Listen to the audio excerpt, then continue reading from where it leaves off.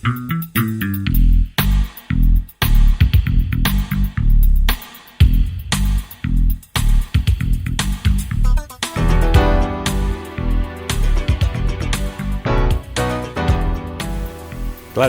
excursió matinal per Alta Garrotxa, que és la que va de Sadernes a l'ermita de Sant Aniol de Gúger. La varen fer la primavera del 2009 i des d'aleshores s'han restaurat indrets a lo llarg del camí i fet obres a l'ermita. La ruta és de les més distretes de l'Alta Garrotxa. És la que segueix la llera de la riera de Sant Aniol, creuant per ponts de pedra i ponts penjants, i que potser és l'única que, si fa molta calor, et permet refrescar-te als tolls d'aigües transparents que trobarem a lo llarg del camí fins a arribar a l'ermita. El recorregut comença i acaba al poble de Sadernes i pot ser circular o anada i tornada pel mateix camí. Nosaltres farem aquesta última opció. El millor moment per fer-lo és per primavera, després del desglaç, doncs els gorgs i cascades llueixen espectaculars. I es pot fer tranquil·lament per lo ben senyalitzada que està, i a l'arribar al Pont Valentí trobarem una banderola que ens indica la direcció que hem de seguir per anar a l'ermita.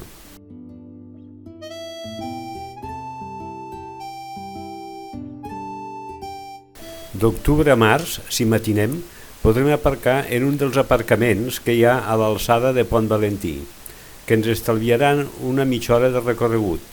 Fora d'aquesta època, circular pel camí sense permís et pot costar una multa de 300 euros.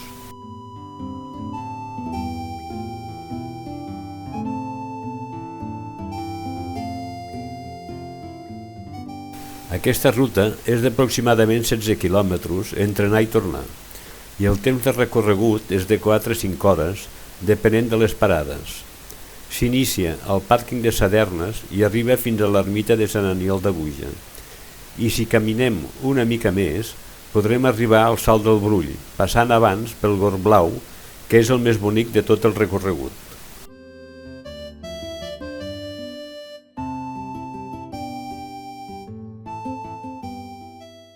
Hem de tindre en compte que el recorregut passa per una zona abrupta i boscosa, sense serveis de cap mena, ni cobertura mòbil, i en cas de crescuda, la sortida del sector de Sant Aniol només és possible pel Salt de la Núvia.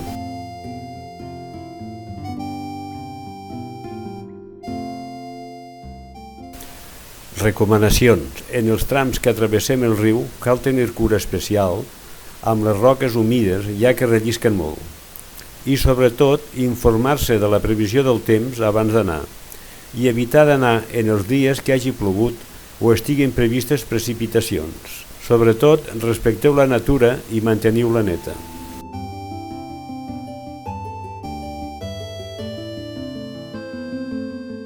Hem de seguir el sender que voreja la riera per un tram d'abundant vegetació fins a arribar a la resclosa del Gomarell, que ja queda molt a prop de l'ermita.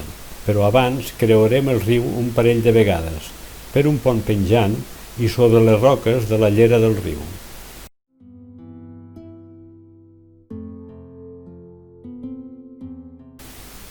El Santuari de Sant Aniol de Gúger és declarat bé cultural d'interès nacional l'any 1983.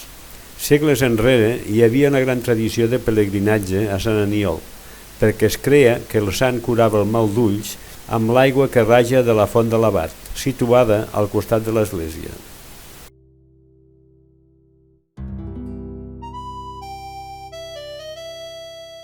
Actualment, els pelegrins han estat substituïts pels excursionistes, atrets per l'espectacular bellesa natural de la vall i els seus engorjats.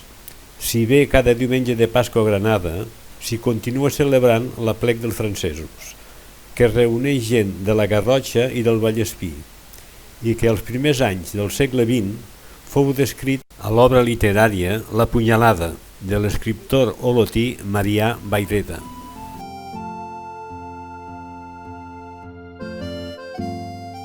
La Garrotxa és una comarca que té moltíssims atractius i diverses rutes de senderisme en plena natura. Sant Aniol de Gúger és una de les rutes més freqüentades per senderistes amants de l'escalada i el barranquisme.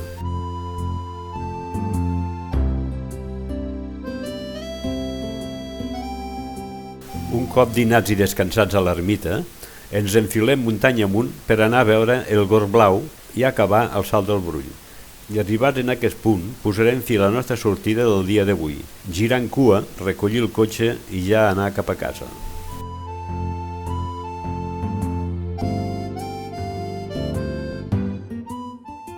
El monestir d'Aguja fou fundat l'any 859 en territori de Pagus de Besalú, del comtat de Girona, per un grup de monjos benedictins procedents de Santa Maria d'Arles, al Vallespí, i el 872 Rasimir, el primer abat del nou monestir, obtingué del rei franc Carles el Calb el reconeixement d'un territori propi que comprenia les valls d'Aguja, Sadernes i de Riu, i també la posició de l'església de Sant Llorenç del Mont a la muntanya del Mont.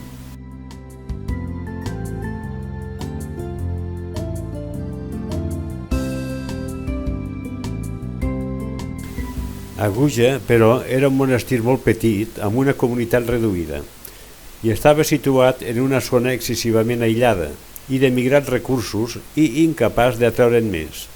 L'església de Sant Llorenç del Mont era una cel·la monàstica filial del monestir, però aviat va experimentar un fort auge. Aquest fet i l'aïllament d'Aguja porta els monjos a decidir cap al 1003 el trasllat de la comunitat a Sant Llorenç del Mont. I a partir d'aleshores esdevingué la seu de l'abadia i un monestir independent al comtat de Besalú.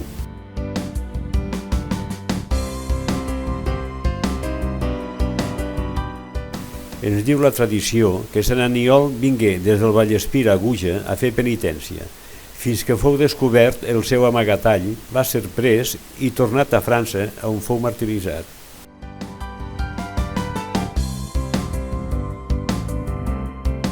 Aquí tenim el que resta de l'abadia de Sant Llorenç del Mont, que a partir del 1003 va ser seu dels monjos de Sant Aniol, però mentre Sant Aniol d'Aguja ha aguantat el pas dels segles, Sant Llorenç, tot i ser una construcció de pedra molt més sòlida, està en un estat ruïnós.